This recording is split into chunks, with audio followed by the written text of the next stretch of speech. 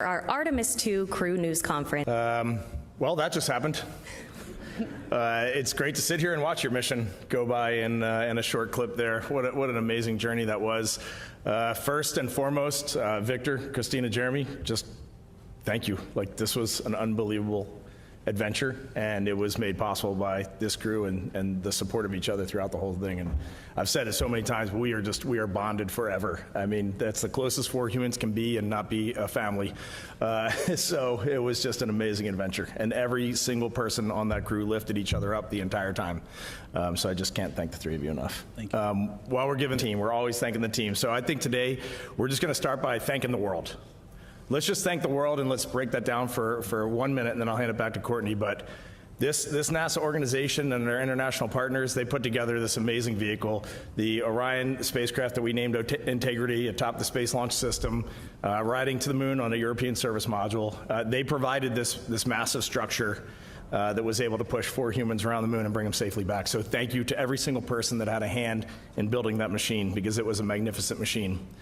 But then we would also be remiss if we didn't thank the media, if we didn't thank the content creators, and if we didn't thank the world for just tuning in for a second and getting hooked on this mission. We were certainly hooked on this mission, but when we came home, we were shocked at the global outpouring of support, of pride, of ownership of this mission. And really, I think at the beginning, that's what the 4 of us wanted. We wanted to go out and try to do something that would bring the world together, to unite the world. And then I'll just wrap that all up with the astronaut's creed is always to launch as friends and land as friends. And when you live together in a small group for as long as you do on the space station, or even 10 days, it's a challenge. But I am here to tell the world, we launched as friends and we came back as best friends. Thank you. Because I think you'll get a kick out of it. I sleep a lot better now because I don't have Reed underneath me kicking me. Oh, come on! We should talk about our first night of sleep on the ship, where we were about 8 feet apart in the beds in the med bay, and it felt way too far. That was not okay. I heard Christina say, hey, can we open up these curtains and pull all the beds together? Because you guys are way too far away. Way too far away. Tell me about your sleep. Have you been having any dreams of the moon? And if so, what have the dreams been like? I've got a couple things I can say on that. One, been sleeping great since we got back. We are tired, so I think our bodies were ready to accept any time zone of sleep that we offered it. And what I've noticed, which is completely different from my first flight, and surprisingly so, since my first flight was so long, is every time I've been waking up, or in the first few days, I thought I was floating. 100%. I truly thought I was floating, and I had to convince myself I wasn't. I put a shirt in the air, and it went. It actually surprised me. And so that's been the real thing, which I've welcomed, because space sleep is the best sleep ever. It's so peaceful, it's so comfortable, and to have a little bit of that after our mission was over so quickly has been really special. I would say the big thing for me, and we saw it in this mission, is I think we're starting to lose scope as a society that you do have to go do things. Like, you have to go do really hard, really challenging things, and you have to go move the needle.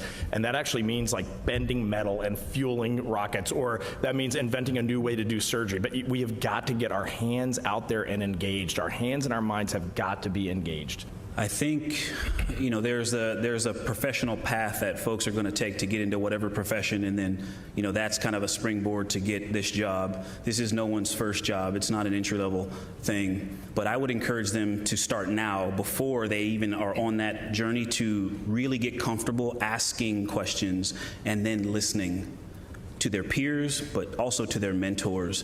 I think that has been a game changer for all of us. There's so much to know in this business, and none of us knows it all. Yes, it is my call sign, but I do not know everything. And we have to rely on the wisdom of the village so much that it needs to be a part of, it needs to be unconscious. You need to be unconsciously competent at asking a question, or when people are just having a conversation that impacts something you need to know, to just savor it.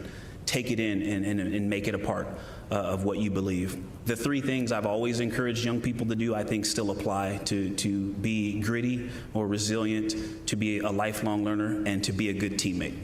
I love everything I've heard. The three things that I usually say, and I don't think they've changed, are find your fulfillment. I used to say find your passion, but for me it's changed to find what you can do the slowest for the longest and still absolutely love it and go in that direction. Do what scares you.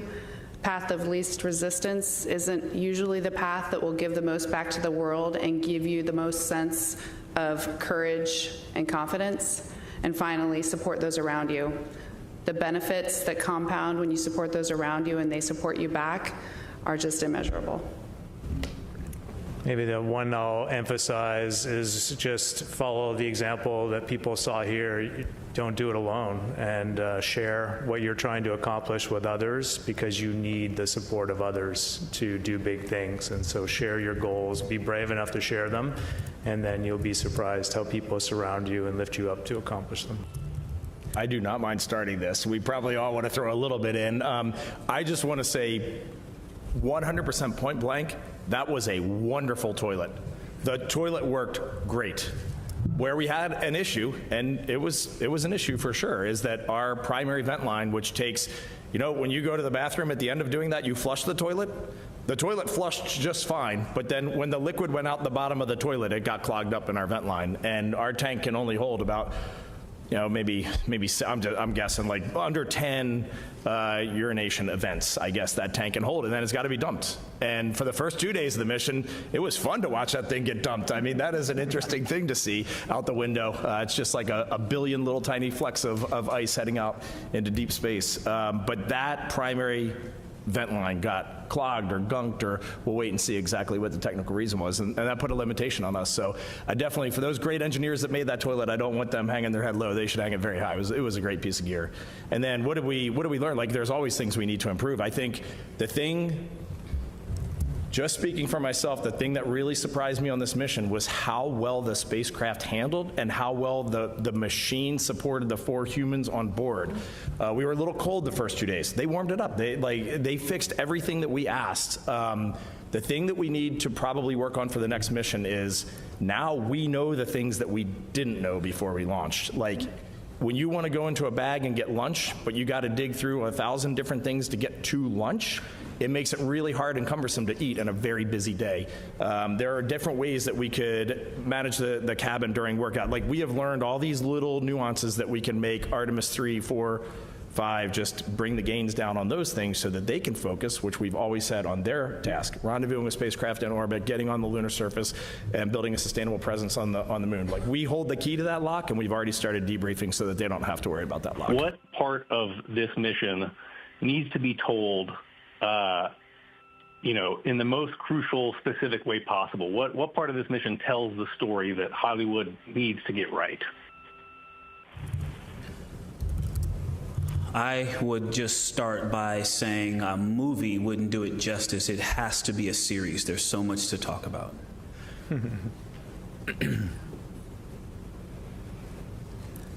Okay, we will take our next question from... Well, wait, we gotta honor that one a little. Just give us a second, Courtney.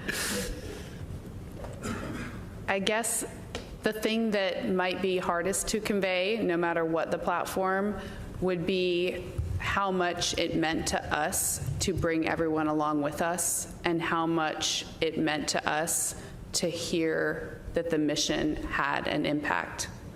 I cannot overstate how important that was to us. It was every bit as important as accomplishing the technical goals and being there for our NASA teammates, was to make this the world's mission and for it to have a positive impact on as much of the world as possible.